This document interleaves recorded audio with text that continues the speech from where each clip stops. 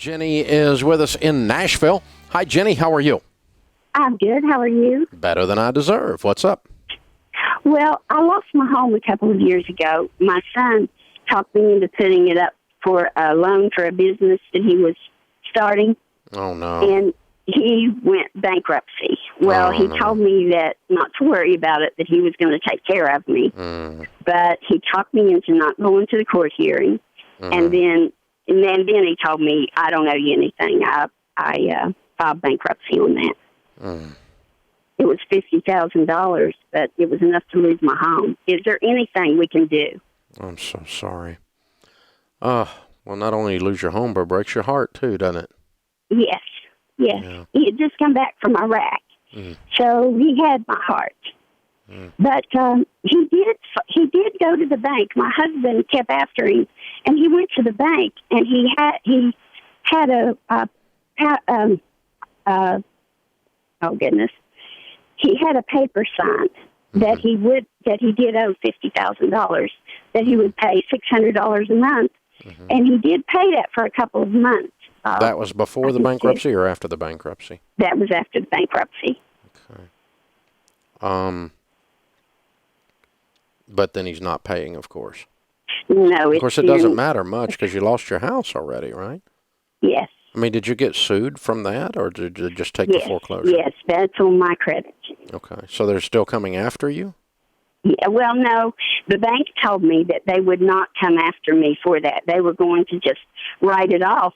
But then they ended up turning it in against my credit, even though they didn't come after me for the bank. Yeah. Or the balance. Yeah. But see, my house was paid off until I got this loan for my son.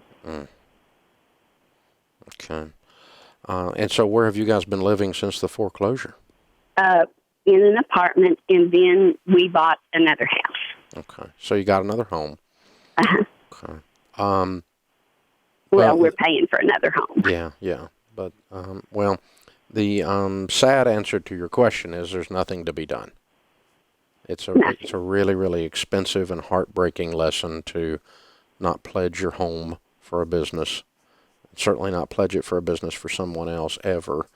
It's a heartbreaking lesson. And then the way that he's not been honorable afterwards is even more heartbreaking. But it just says, okay, we don't lend money to relatives because when they don't pay it back, it leaves a relationship that's bad. Because it doesn't matter how many years go by, Thanksgiving dinner's never going to taste the same now. That's true. Because of this. And so, because you're always going to be thinking he owes you this, he's never going to pay it. And especially my husband, who is his stepdad. But the fact that he went back to the bank and you could take that. The problem is a piece of paper does not make someone behave unless you take them to court and the judge makes them behave.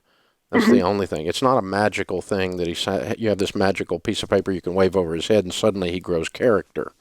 He's not got character. That's the problem. And so, I mean, in a moment of, being badgered by his dad or whatever, he signed it, but he's not done anything with it. So now you're left with two choices. Forget it. Tear it up and forget it. That's one choice. Or sue him. Okay. That's your other choice. Stepdad, and he wants to tear him apart. Yeah. How old are you two? I'm 62. And your husband? He's 57. And what's your household income today? We're both disabled and unemployed. So, is this for a month? Yes, ma'am. I think it's about $2,300 for a month. Okay. I don't think he's going to pay you, do you? No. As a matter of fact, his wife said she was not paying anything. Okay.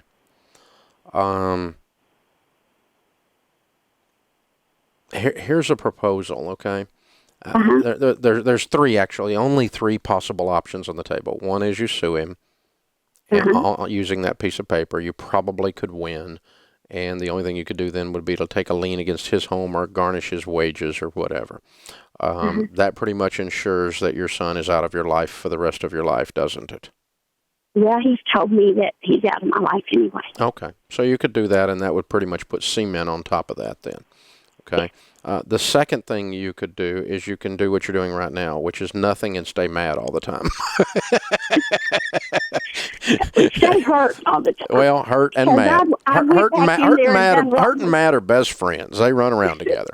Okay. And the third thing you could do would be to tear the note up and forgive it. Okay. And I don't know that that's going to do him any good, but I think it might set you and your husband free. Well, we need to be set free. Yeah.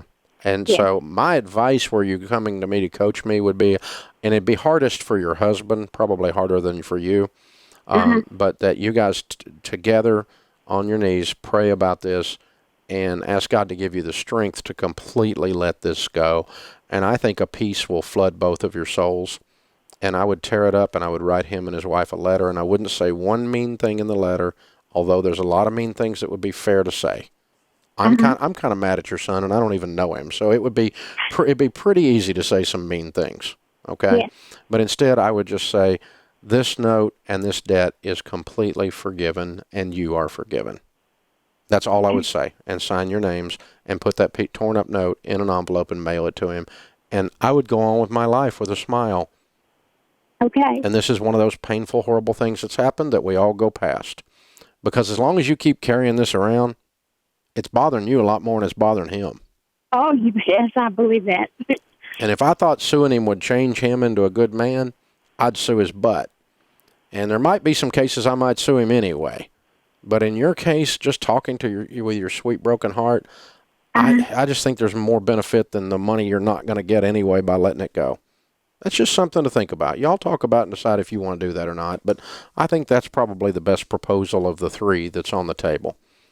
Sue him, get what you can get, and deal with that. Continue to stay mad, or completely forgive him. Those are really your only three options here.